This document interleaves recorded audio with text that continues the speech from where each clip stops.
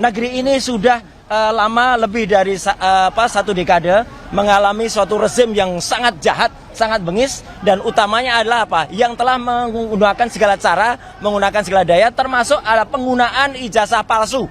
Pertama-tama, alhamdulillah, terima kasih telah hadir membersamai kami.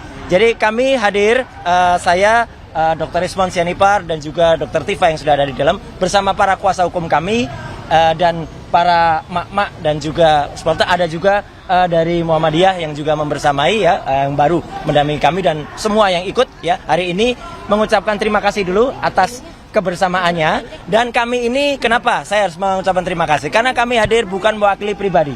Saya bukan mewakili saya sendiri, Dr. Rizwan tidak mewakili Dr. Rizwan sendiri, Dr. Tifa juga tidak. Kami mewakili seluruh rakyat Indonesia yang menginginkan perubahan atas negeri ini. Ya, negeri ini sudah lama lebih dari satu dekade mengalami suatu rezim yang sangat jahat, sangat bengis, dan utamanya adalah yang telah menggunakan segala cara, menggunakan segala daya, termasuk ada penggunaan ijazah palsu yang kemudian tidak berani terbongkar sampai dengan sekarang. Dan kami ini juga untuk menegakkan kebenaran. Jangan sampai Pak Prabowo Subianto sebagai presiden yang ada sekarang mengulangi kesalahan yang dilakukan pada rezim yang lalu, yang telah mempidanakan ya dua anak bangsa, yaitu Bambang Trimulyono dan juga Gus Nur. Ya, masa rela Pak Prabowo malah menambah dengan angka saktinya. Pak Prabowo kan suka angka 8, ya. Masa di rezim Pak Prabowo tambah 8 lagi yang akan dipidanakan. Itu kan sungguh luar biasa, ya. Dan saya tahu ini mungkin bukan kesalahannya Pak Prabowo, tapi ini adalah kesalahan dari orang-orang yang ada sekitar Pak Prabowo untuk membusukkan presiden. Jadi sekali lagi kami hadir atas nama rakyat Indonesia untuk melakukan ini, dan kami menyatakan bahwa ini kami tahu bahwa kami akan dikriminalisasi. Dan kenapa kami tahu? Karena apalagi setelah saya, Dr. Rizwan dan Dr. Tifa itu udah merencanakan akan menerbitkan buku yang kedua. Buku yang kedua judulnya ada Gibran Black Paper. Dan itu terbukti dengan saya pulang minggu yang lalu dari Sydney dan membuktikan bahwa Gibran memang tidak punya ijazah SMA. Ya, SMA-nya tidak hanya SMA luar negeri, tapi bahkan kalau diserahkan dalam negeri. Dan ini yang semakin buat panik, dan kemudian justru ini adalah langkah kita untuk semakin menegakkan kebenaran.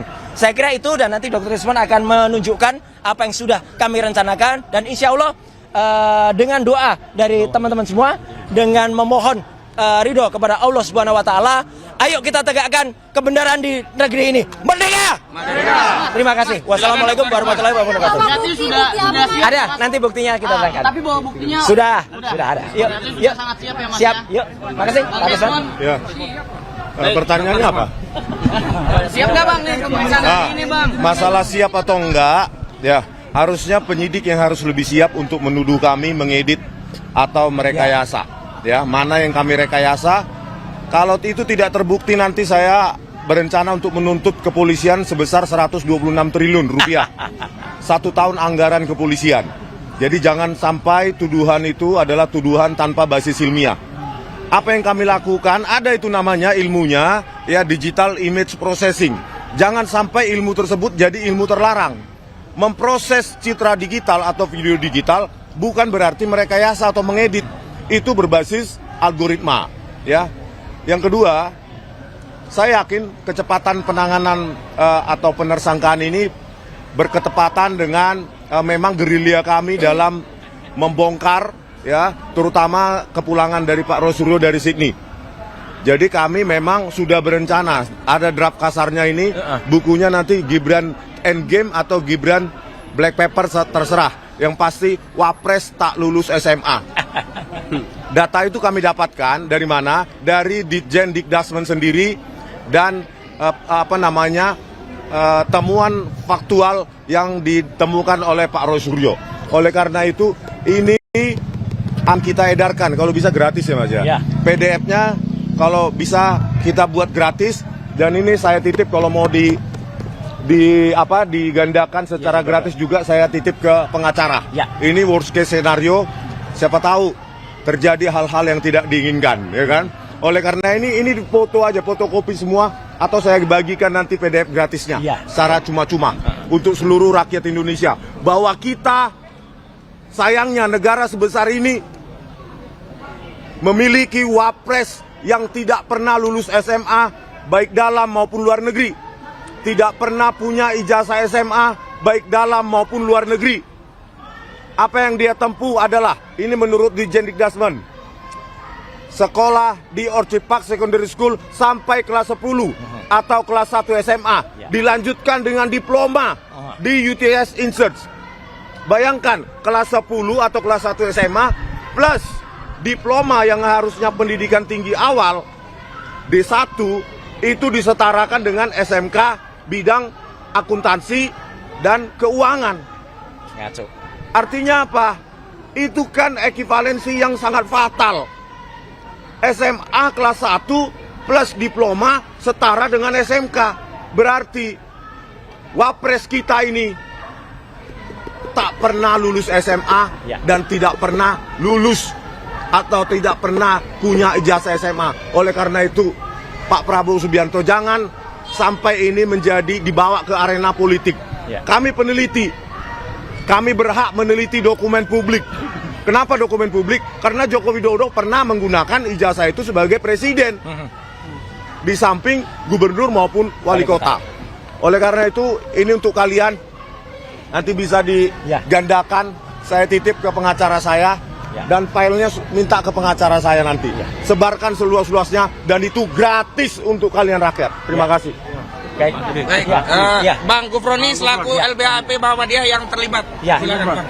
Dari Muhammadiyah. Dr. Tifa sudah masuk. Dan tadi terima kasih juga untuk para purnawirawan TNI, purnawirawan pejabat yang ada di sini juga. Pak Gufron silakan. Terima kasih teman-teman semua. Hari ini kami dari LBH AP Pimpinan Pusat Muhammadiyah telah secara resmi menjadi kuasa hukum dari Bapak Dr. Roy Suryo dan Bapak Dr. Rismon Syarifat dan tentunya beberapa yang lainnya. Dan insya Allah kami akan menjalankan tugas sebagai kuasa hukum dengan sebaik-baiknya, dengan mengutamakan kredibilitas, integritas, dan tentu saja niat kami menjadi bagian dari kuasa hukum adalah semata-mata ingin Indonesia terbebas dari pengaruh oligarki dan kekuatan dari Joko Widodo. Dan kami merasakan sendiri bahwa persoalan ini memang tidaklah kemudian ini dibawa ke ranah hukum yang kemudian menetapkan 8 orang tersangka. Dan kami melihat bahwa ini ada ketidakadilan hukum di negeri ini yang masih langka. Oleh karenanya maka kami LBH Muhammadiyah atas dasar perintah atau instruksi dari pimpinan untuk melakukan pendampingan terhadap tersangka yang sedang dizolimi pada hari dinas seterusnya. Terima kasih dari kami. Wassalamualaikum warahmatullahi wabarakatuh. Ada pertanyaan kalau ada? Sebelum ini dilayani oleh Pak Roy, kalau ada pertanyaan sama Pak Rismon.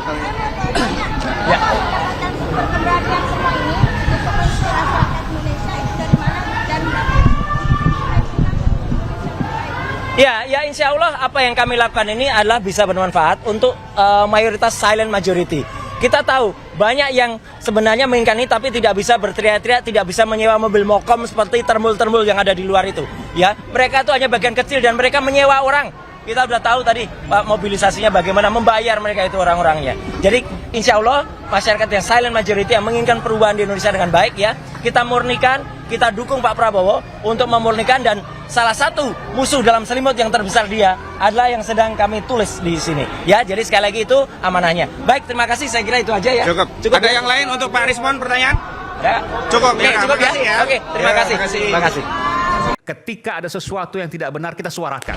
Ya bagaimana semua ini dia sedungu ini? Ini manusia pecundang yang sangat merugikan bangsa kita ini. Saatnya jadi member eksklusif di channel YouTube Official ID. Tantang lagi para tambah sumpah di atas Al-Quran. Dia pengen masuk TV. Konten-konten premium yang tidak tayang di TV. Live interaction. Halo pemirsa iNews, ini baru selesai. Emoji dan badge spesial. Reakses konten pilihan. Klik YouTube Official iNews. Join member hanya Rp10.000 per bulan.